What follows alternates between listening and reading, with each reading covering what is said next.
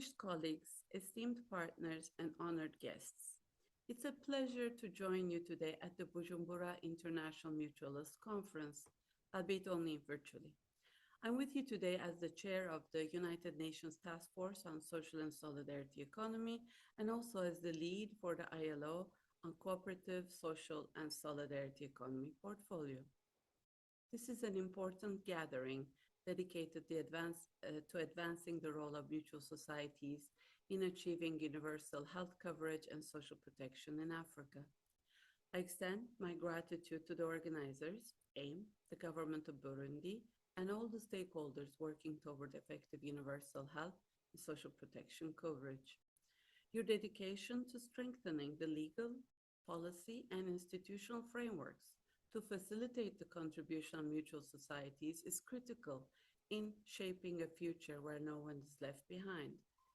Mutual societies, though often under-recognized in mainstream policy frameworks, have long been engines for achieving universal health and social protection. Unlike the profit-maximizing models, mutuals give primacy to members, communities, users, and social purpose over capital, operating through governance structures grounded in democracy and solidarity. They fill critical gaps in service provision, particularly workers in the informal economy, smallholder farmers, and underserved populations who may otherwise be excluded from public or private schemes. Across the world, mutual societies have demonstrated that community-driven, member-led approaches can be key to ensuring sustainable solutions to health and social protection challenges, even in some of the most difficult contexts. As highlighted in ILO research, mutual societies and their secondary and tertiary organizations at the national level can play three key roles for the realization of universal social protection. First, they can facilitate access to national social protection systems for their members. Second, they can serve as providers of essential services, such as health, social care, and housing. And third, when appropriate, they can also perform delegated administrative functions for national social protection systems.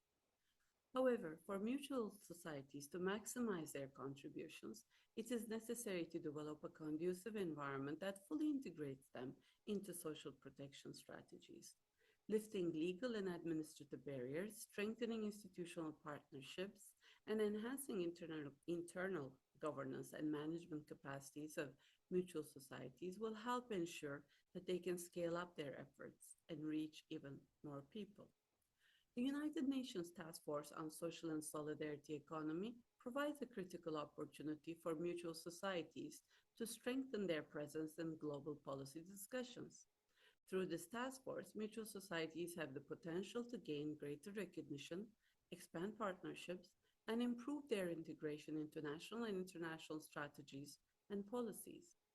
They can also develop relations that facilitate their contributions to other multilateral initiatives, such as the Global Coalition for Social Justice and the Global Accelerator on Jobs and Social Protection for Just Transitions. Around the world, mutual societies stand as one of the key pillars of the social and solidarity economy, advancing decent work and sustainable development.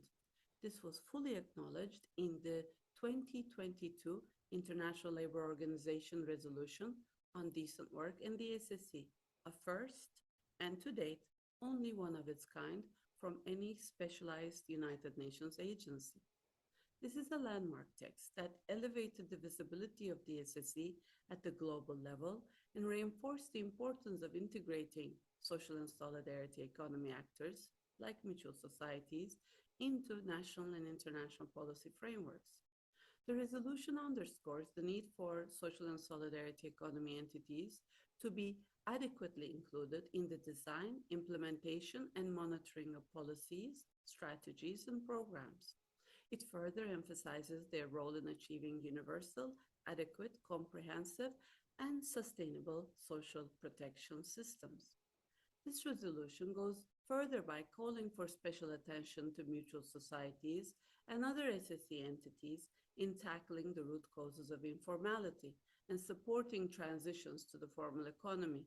This is particularly relevant in regions where large segments of the workforce operate outside formal employment, often with little or no access to pension schemes, healthcare, or income security in times of crisis.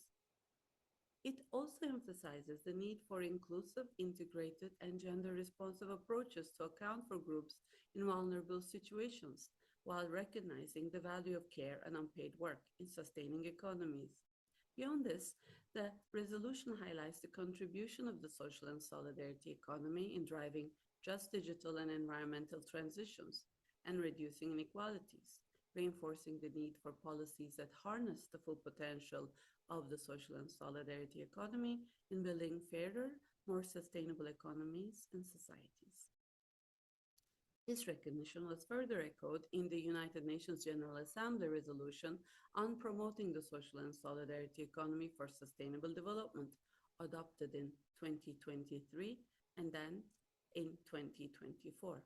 These resolutions, along with the first ever United Nations Secretary General report on the social and solidarity economy, provide recommendations for governments, UN system entities, as well as multilateral, international, and regional financial institutions and development banks to scale up support for mutual societies and other social and solidarity economy entities.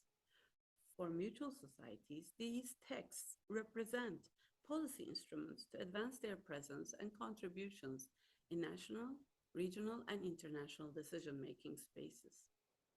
So, why should mutual societies, international organizations like AIM, consider engaging more with the UN Task Force on the SSE? What can the members gain from such engagement?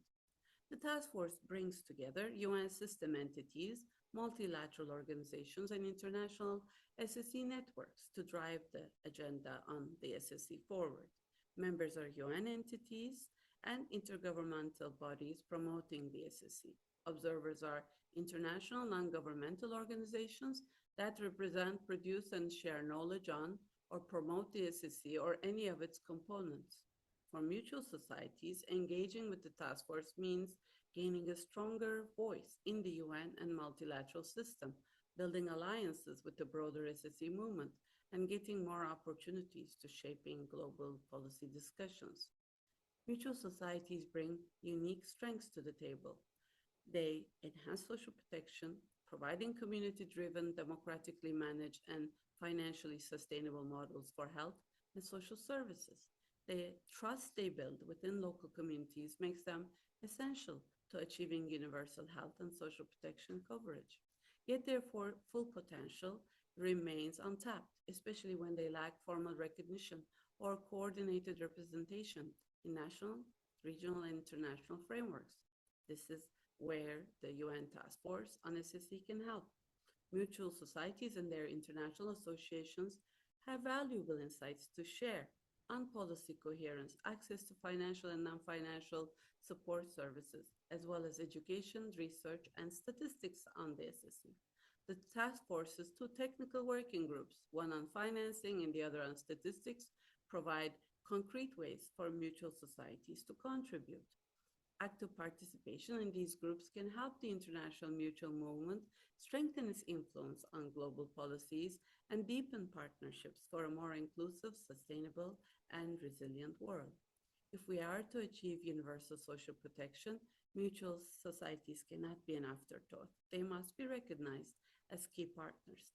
Governments, employers and workers organizations, UN entities, financial institutions, and SSE networks must take decisive action. In implementing the ILO and UN resolutions on the SSE, it will be important to ensure engagement of mutual societies as essential contributors to the Sustainable Development Goals and the 2030 Agenda. However, recognition at the international level is just one step. Real challenge lies in translating these commitments into concrete action at the regional, national, and local levels. At the regional level, there are frameworks and strategies that can help play a crucial role in making this happen as well. The African Union's 10-year SSE strategy and its implementation plan, adopted in 2024, provides a strong foundation for integrating mutual societies into national policies. These documents highlight their importance within the social pillars of the AU Social Agenda 2063, particularly in expanding access to health and wellness. By leveraging international, regional, and national frameworks, mutual societies can further strengthen their policy engagement, deepen partnerships, and secure the institutional support needed to advance their contributions to decent work and sustainable development. At the UN Task Force on SSE and the ILO, we remain ready to work alongside you. This is a time to move beyond fragmented approaches, strengthen collaboration, and ensure mutual societies are fully integrated into national, regional, and international policy frameworks. Recognition of and support for mutual societies needs to be sustained for future generations to come. Thank you.